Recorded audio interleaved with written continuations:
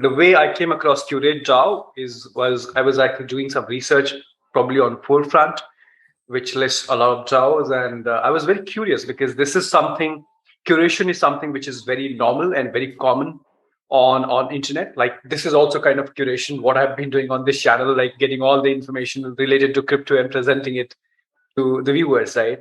So curation is so standard, but here you're talking about something which the system itself rewards you for curating, right? Something like that. So I want to get deep into it, but I want to start like how I do it normally, with a brief introduction of who Michael is, how was his life before crypto, how did he find out about it, and what got him into crypto. Absolutely. Yeah. Thank you also for having me on. I really appreciate it. I like the channel a lot. Yeah. So before I was an undergrad at Stanford studying computer science. And then after that, I transitioned into being a PhD student at Stanford. And I was studying natural language and AI, and basically how you could sort of do if you guys are familiar with DALL-E and how you can take a phrase and sort of convert it into an image. Our goal was to take a phrase and convert it into a program. So kind of think of it like Alexa on steroids. So finished the PhD at Stanford, and while I was there, I took a couple classes in the law school at Stanford. I was on regulating artificial intelligence and sort of the intersection between AI and the legal system. I wrote a book on it's called Regulating AI, and you can pick it up on Amazon. It just covers about the intersection of AI and the law. And the book sort of got me interested in sort of like distributed governance and how important it is to have an internet where multiple people have a voice and there's multiple different viewpoints. I think right now we're seeing a place where things are basically curated on the internet as one of like 5 different viewpoints. Facebook, Twitter.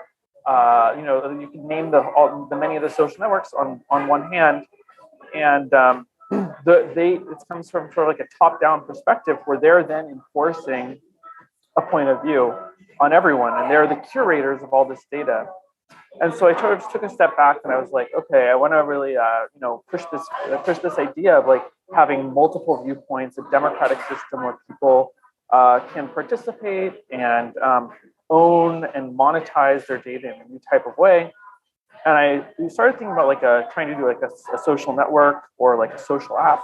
But I took a step back and I realized that like the key part of all of these things was actually the database. It's like the data layer, and knowing how to building a social database that's distributed, that incentivizes people that use it, was going to be a critical part of building a new style of Web3 app, where there's many different viewpoints and people sort of earn money through the use of this app. And this happens today, more or less. Like on Instagram, Facebook makes a ton of money by monetizing people's data. And what happens is they keep all of it.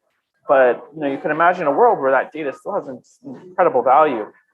And part of it goes to Facebook, part of it goes to the user, part of it goes to the people that maintain the database. And it's really just thinking about how to spread out the incentives so that everyone gets a fair share. So, right. So, what year was this when you got introduced to crypto? Like, when did you find out about blockchain and it's possible? Oh yeah. I've always been interested in it. Even throughout my PhD, I kept an eye on it. I worked on a couple of projects. I worked on like a decentralized. Early on, I worked on this like decentralized paper review system. It was kind of like a creator token, like Rally or Roll, but sort of more specifically for archive papers. So the idea is like, there's all these papers that are published on Archive, which is this like open source academic journal, academic publishing site. And I thought, we could use crypto to incentivize authors and incentivize users to publish their papers instead of all that sort of value being accrued towards publishers. The people who view the papers could give value to the authors of the paper instead. So it's probably like I've been thinking about crypto for many, many years. I don't remember the exact date, but it's always been something that's in the back of my mind. So I want to jump to Curate DAO. But first I want to start like for everyone like who may not, like everyone I'm sure who is in crypto have heard about DAO, and everybody comes with a different definition and explanation of what DAO is. Essentially, it's a group of people coming together to achieve a common goal, and it could be any goal. And here is a goal of curating and sort of creating an income. What is a DAO in brief, according to you? And then we jump into Curate DAO. A DAO is just a collection of people who have a similar ethos and who've all opted into a similar way, a similar incentive mechanism. So basically, like everyone knows the rules. I think a DAO is most similar to a country. Like, we all agree that we are part of a country. We all agree to abide by those rules, and we agree to sort of interact under that way. And I think a DAO is a similar way. Instead of like the rules being law, the rules are written in code, and how we interact is sort of like a protocol that we're all going to obey. And I think a DAO is just like a very loose term. I don't think we need like a very specific term. It's just like a group of people that have a similar set of goals. Right. And so let's talk about Curate DAO. What would you say Curate DAO is? I'd say Curate DAO is a group of people who have the similar goal of creating a data set, and who, once that data set becomes popular, they will all earn money according to a fixed fair schedule. So say we wanted to create a list of every coffee shop in New York that has good Wi-Fi and good outlets. We could create a data DAO around that. And then as people find that data useful, they earn money based on how much they contributed, how much value they created for the data set. So I would say Curate DAO is kind of like a group of people that all come together with some background knowledge to create a useful data set for other people. So you're saying that it could be any kind of curation. So let's say from the things that I can think of is, let's say, top 10 books on personal development. Okay. Or maybe top 10 podcaster today on internet. Okay. And things like that, right? Top 10 crypto YouTubers videos, right? So are you saying that this could be a mix of an online products as well as an offline? Like what you mentioned was something offline, like top 10 cafes in the area, right? So it could be any type of data you're saying. It could be anything. It could be anything that you store in a database. It's like Postgres or MongoDB. They can store any type of data. You could store things that are very Web3 specific. So like, what are your favorite tokens? Or like, what are your favorite Web3 apps? Or, what are some crypto vulnerabilities? You could still have a list of every single vulnerability that exists online, or what are malicious smart contracts that exist that you should like stay away from, that your wallet should check for before you interact with it. So that would be really, really helpful. Like if you developed a list of all the contracts that are sort of bad, and then Metamask integrated with that, and then it would just say like, it would prevent you from doing it before. So it can be any type. It can be online data, it can be offline data. We're data agnostic. So like we handle any sort of structured data so that you want to put in. Right. So I just saw one of this which says the nomad list, right? Nomad list. So let's say someone is traveling, and let's say someone is traveling to Spain, and he's been traveling around the world. And so I think this kind of data is really useful for all the travelers community, because they want to find, okay, when I visit Spain, what are the things to do, and what are the cafes to visit? Can someone start right away? Like, is it ready to start and curate? Yeah, anyone can become a curator. All you need is like a point of view. So I think like what you're mentioning is like people that are nomadic would love to have a list of all the restaurants and things they should do in a city before they like go there, and like the restaurants or the hotels or the great places to stay. I mean, so anyone can create a curated data set. So the way it works is like you go to curatedao.xyz and you can just mint a data set. and then you can seed it with the things that you like. And then what's really cool though is anybody can add to it. So we have this. So one thing you worry about when anyone can add to it, obviously, is spam. So if anyone can write for free, it leads to people just posting bad things. So we implemented this novel prediction market, we call it, that allows when someone posts to your data set, they have to pay a small amount of money, which is set by the curator. So let's call it like 50 cents. That's in a like USDC or any stable coin. And when they submit the data to your data set, that incentivizes them to only submit data that they think you're going to accept. So if you say that that data is bad, you're going to, or someone else can vote against it. So if the original thing was 50 cents, to vote against it, you need to pay $1. And then after someone has paid $1, then it's voted out temporarily. And then someone else can vote it back in for $2. So it keeps doubling and going back and forth. And this sort of mechanism eventually goes to the curator of the data set, which would be you. So say you create a list of places you want to travel, of nomadic places, of places you want to travel to some location. I submit something and you say that's actually not good. So you vote against it with a double what I initially voted for. And then someone else comes along and pushes it back in. And then it eventually goes to you, the curator, once it reaches a certain threshold. And you then decide if it's good or bad content. And so you have like you have control over your data set. And if you vote it in or out, the people that voted on the losing team, the money goes to the people on the winning team. Is it possible to have like 2, 3, or more than one originator of a particular data category? Let's say nomadic list. So can there be 2 originators of the curation? Totally. Yeah, you can create as many data sets as you want. And then the sort of just the most popular one will attract the most users and become the most successful. It's kind of like a website. Like you don't want to like limit the number of websites that exist. So anyone can create a website, anyone can create a data set, and anyone can view a data set.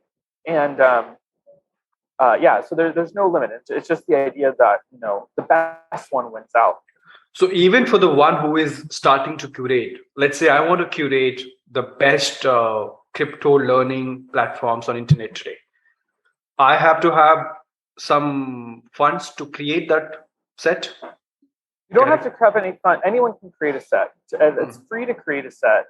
And then to submit it, you just need to pay a little bit, just like a very small amount of money. And the small amount of money is just to incentivize, to prevent spam, and if you don't do spam, you get your money back.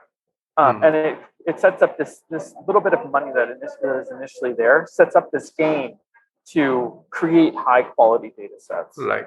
And I was just trying to sign in with my MetaMask, and what is it still on testnet or mainnet? Like, because it is asking for Avalanche testnet.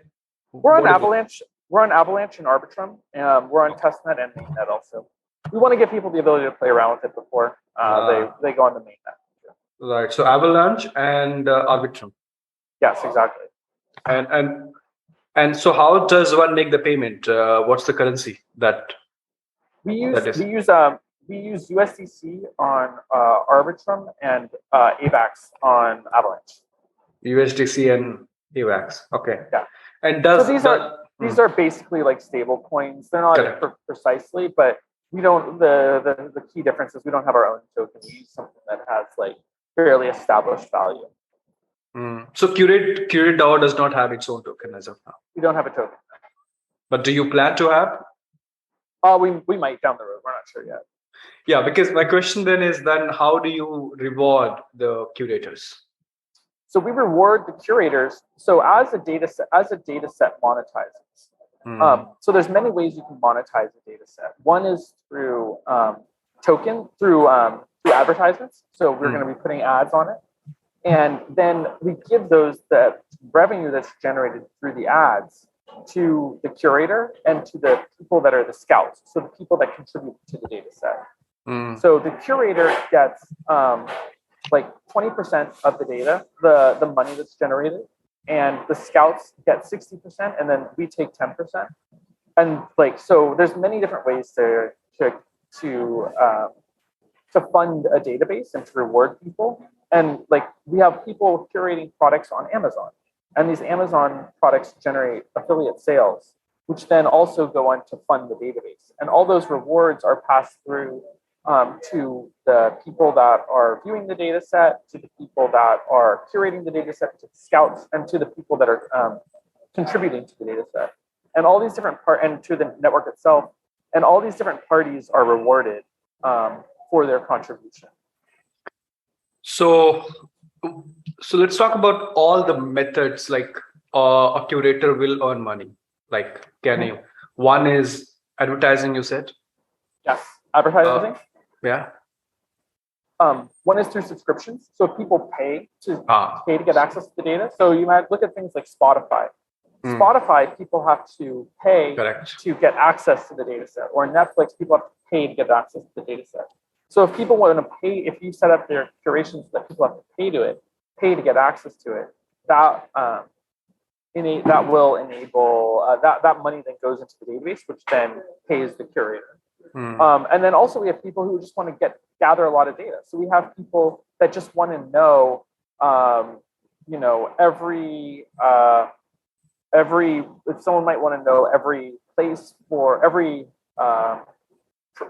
app that exists on the blockchain, and they'll put up $10,000 to find that out. It's kind of like how Mechanical Turk works, and then those funds will then go to people that contribute to the database. So, Michael, I want to check with you, like, how challenging will this be? Like, it's like one of the source. So, I think that for now, I think the way, if you look at the crypto space, right, this has been a lot of incentives which has been driving this space, really. Like, you and I can say that, okay, I'm in for the technology.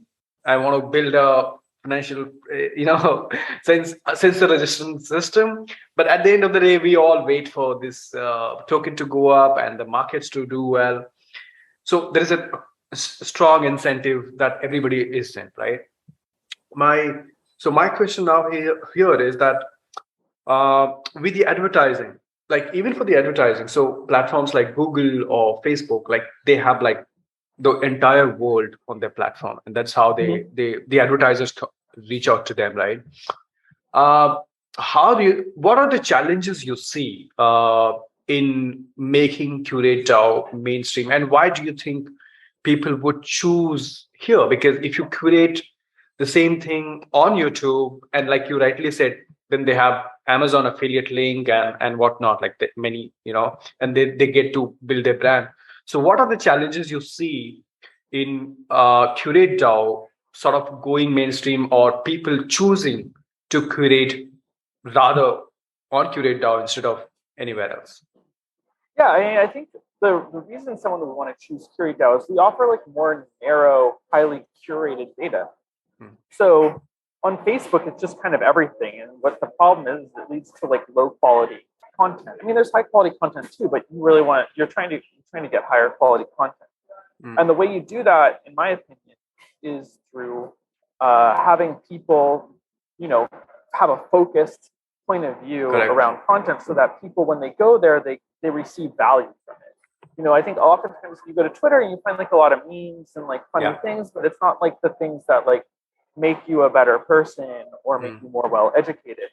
So I think we're going after more of like a narrow focus. We're incentivizing people to create narrower, more specific data sets, which will attract a narrower, more specific audience, and attract also a narrower and more specific advertisers or paying customers to those different platforms. So I think that's the appeal that we're trying to bring to the market.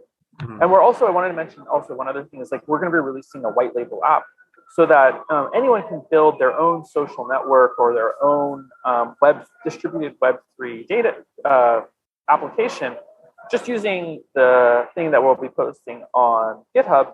So you just like add your logo, add a different little logic here and there, and then you can sort of build your own more narrow and precise application that incentivizes users. Oh, and the other thing is like, so we're offering obviously the narrower, more specific data sets, but then we're also incentivizing. So when you're on YouTube, you do get a share of the revenue, but it's not a lot. It's very, very small. Or on Instagram, you get like nothing. So here we're more aligning ourselves with the creators and the viewers who are using the platform. So that's another reason that that's another thing we're hoping to leverage. Yeah. So how, like, we specifically, when we talk about Web3, we talk about the creator economy, right? And we see some of the platforms today, like Mirror.xyz, where you get paid for writing and other stuff. Like, do you see any very close or similar products as a competition or something like that? Like, yeah, I mean, Mirror's great, but Mirror also allows sort of anyone to publish, and they also have a different mechanism of like it's based on reputation, sort of. Yeah. And this is something that I actually don't think is like a super great idea, because this is similar, like the reputation system is similar to like Steemit and other things that have come in the past. I think what you need is, and the problem with reputation systems, especially on Web3, is they can be attacked and collapsed through this thing called a civil attack. So people can create multiple identities and artificially like astroturf their content. We have, our system isn't susceptible to that because of the way we use this like a prediction market with stable coin and the reputation of a curator. So it's less susceptible to that type of attack. But yeah, I mean, they're focused on content and around writing. I think it's a great idea. I think we're just trying to be more like the infrastructure and database layer by providing people an incentive mechanism, an incentivized database as opposed to as an incentivized like end user application. And so, I look at the website and I see that you have Polychain Capital backing up, and then other angel investors. What's the plan with the funding? Like, is there funding that you're looking forward to going ahead? And like in terms of developing the Curate DAO and building it up, what's your roadmap like? Yeah, I mean, we've built out the initial backend. We've built out a sample application, which is very similar to like Pinterest on the blockchain. So you pin the products that you're interested in. Say they are like, you like Amazon, you like shoes on Amazon, and you like a song on Spotify, and you like a restaurant in the city, and you bring those things together on a board and you can like place them around, and we're going to be open sourcing that. So, and we also have like sort of a thing where you can like create like a Twitter style thing, which we will be open sourcing as well. And so those are coming out shortly, and we're just going to keep bringing out different types of applications that allow other people to sort of test and play with. And that's our sort of roadmap in the next couple of months. And then eventually we will be doing more with the incentive mechanisms and integrating with more partners. We're going to do stuff with Lens and more advertising, and we have a lot in the works. How is the team size right now? Like, is there a remote team that's working on it? It's a remote team. We're going to be coming together also probably in the next couple of months. And yeah, the team is great. A lot of very highly capable, smart, hardworking people working on this. Perfect. Yeah, I'm looking forward to this because this is absolutely a new concept, in line with the creator economy that you usually talk about for Web3. And you're saying like it's ready to start, right? So I'm going to try connecting to my wallet and putting up some content here as well. Right. And great. So anything else that you want to share, Michael, before we wrap up? I think this was pretty much, I just really want to say that I think we need like a new, I think like in the next couple of years, we're going to see a lot more decentralized apps take place. Yeah. We're going to see like a version of Spotify that is decentralized. We're going to see a version of Netflix that is decentralized. We're going to see a version of things that we don't even know exist yet that are decentralized. And I think what we need to think about is what is going to be running these set of apps, and like the centralization, and how do you come up with a new type of decentralized database that will incentivize and reward people for using it. And I think I'm very optimistic about. I'm very optimistic about also when you change how people are rewarded and when you change how people are incentivized, we won't be in such a like dopamine-driven social media landscape. Yeah. So when you start to pay people and when you start to have clear objective functions, it's not just about creating link bait and viral content, but it's about creating content that is more in line with the user's long-term goals. So maybe it's learning a new language, maybe it's learning how to program, maybe it's running more and getting in shape. And I think when we change the incentives and when we empower people with those types of things, we'll get better apps that aren't just like the types of apps we have today. Yeah, I totally agree with you, because today's all these social media platforms are like more like attention, even on YouTube, right? YouTube, you have to have some cringy title and some crazy thumbnails, which makes no sense, which is just the attention grabbing, right?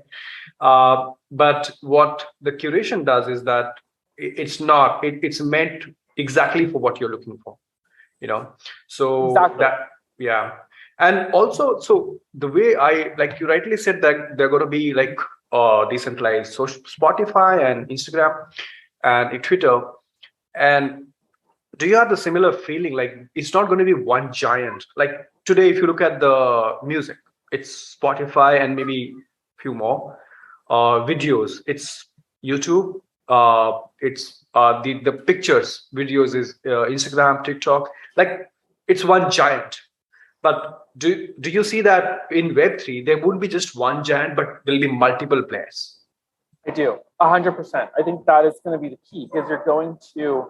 The problem with having one giant is it just leads to like a monoculture of ideas to some extent, and you really. It also leads to what it's like. They can't. You have a lot of people posting bad things on it because they can't go around removing things that are like clearly bad, like stuff you obviously don't want on the platform because there's just so many people posting.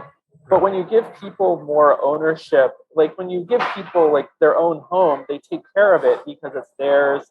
And I think when you give people or give groups of people their own social network, they're going to care for it more like it's their own and try and like cultivate really meaningful content and meaningful relationships, as just opposed to just having everyone sort of being a tenant on these giant, or like a serf in the kingdom of big social networks.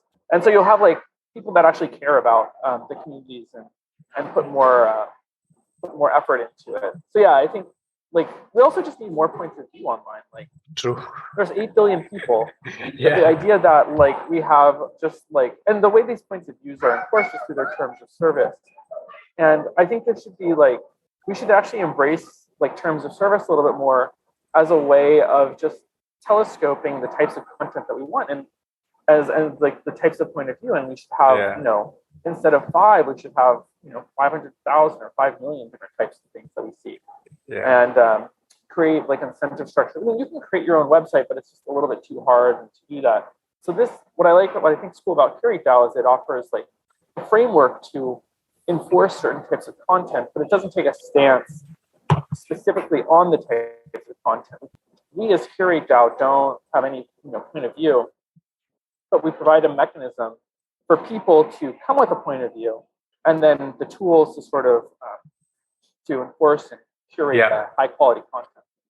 Yeah, I think that will also minimize this cancel thing, right? Like canceling. If anybody is against your opinion, or cancel culture, whatever. Absolutely. Yeah. And so this is going to be amazing. Where can people learn more and follow about Curate DAO? Yeah, check out Curate DAO, CURATEDAO.xyz. follow us on Twitter, curate_DAO. Yeah, we're always looking to engage. Tweet at us with your ideas, and check out our white label products that will be available on GitHub soon. And if you want to start developing an application, if you have an idea, we're happy to collaborate and offer support. Or if you have a product that you want to integrate, we're very open to working with the ecosystem. We want to integrate with many different partners. So don't hesitate to reach out or DM us on Twitter. That's awesome.